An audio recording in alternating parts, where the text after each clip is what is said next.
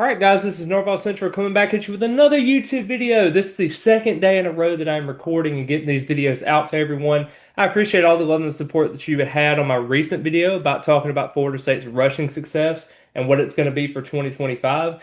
Now I'm going to kind of start talking about the recruiting process and high school recruiting. I understand that's kind of a sensitive subject towards some of the fan base. I understand some of the fan base is kind of pessimistic towards the Norvell era in terms of just the prototypical recruiting and how Florida State isn't really able to finish on signing day with some of the prospects they've had in the past. But I think this is going to be a new year. Florida State ranks right now 32nd in the 26 class rankings, and I really do think Florida State can make some waves as they go through the summer points of this month and everything.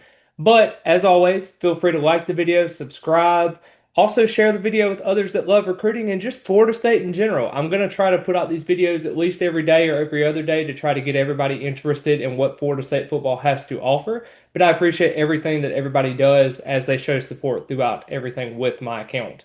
But let's go ahead and get into it. So the staff is training with four prospects so far.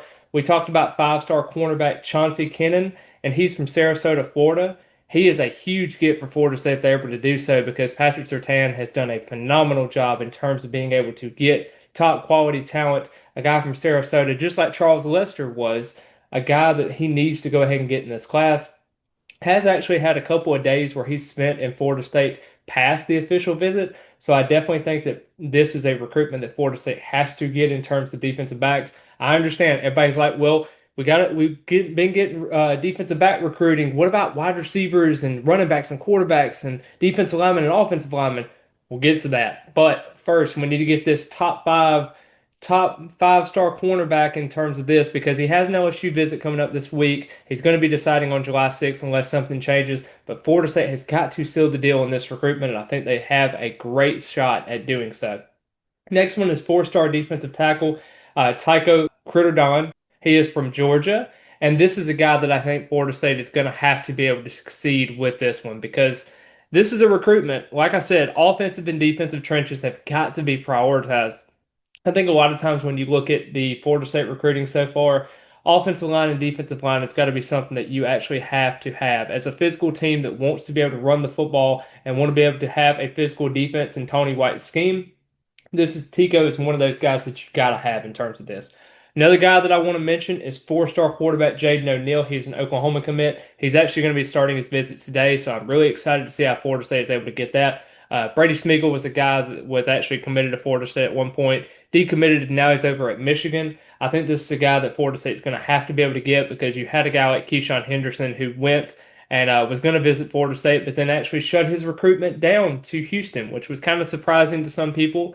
But then you look at a guy like even a Landon Duckworth, for example, I think is another guy that you have to be able to stick into. And a lot of those options that Florida State has so far, it's not really been great. So O'Neal is a guy that you have to be able to get, especially at the quarterback position. Everybody looks up to him. Everybody wants to be in the class with the guy. He's wanting to be the biggest recruiter that we have so far in terms of recruits. And I think O'Neal has got to be prioritized as we go through because the quarterback board, specifically for targets, not great. So you want to make sure that you're able to get those. Lastly, this is a position that a lot of fans have had skepticism and pessimism because of what's happened in the past, specifically Randy Shannon and other Chris Marv and other coaches like that as well. But I think John Papuchis has got his way with some of these recruits now. With Noah Lavali, he's from Walton High School in Marietta, Georgia. His brother Caleb is actually on the team, so I think it could be an easier adjustment for him. I get it. It's a three-star prospect. People are going to stargaze. I understand that completely. I get it. But Florida State is actually having Xavier Griffin, who is a five-star prospect from the state of Georgia in Gainesville, Georgia. He's actually going to be visiting this upcoming weekend. So Florida State's going to have some options at the linebacker board, but I definitely think you're able to need to get Noah in there because he has 124 total tackles this past season. He's 6'2", 220 pounds. He's a prototypical guy that you want. Probably not going to end up as a four-star prospect in general, but I do think he's going to be kind of a high-tier three-star prospect that Florida State needs to go ahead and get in the class. Not saying he needs to be the linebacker 1 or linebacker 2 in this class, but if he's linebacker 3, that is surely a great floor to have in terms of that. But I definitely am excited to see how they go with that. Last one is four-star wide receiver commit Daren Williamson from Plant High School in Tampa, Florida. He shut down his recruitment with Florida State. Big news there because Florida was pushing You definitely don't want to see the Gators get hot in recruiting, especially with Billy Napier and how his recruitment has been so far. I mean, they have been getting recruits left and right in terms of that. DJ Lagway is a guy that they want to go on this season. They got a difficult schedule, but if they're able to stay the course and get 7 or 8 wins, I really don't want to see this Florida team be successful. So really, when you have top tier talent like that and you have him, he's been committed for over a year now at this point to Florida State. You needed to keep him in the fold. He's kind of like that speed guy, runs a 4.3, is very, very fast. I think Gus Malzahn going to be actually able to use him in his system, and super excited to see where that kind of ends up with him. But super excited to see Florida State being able to land him and keep him in the class in the fold. And I definitely think that pays dividends to what Florida State brings to the future of their offense.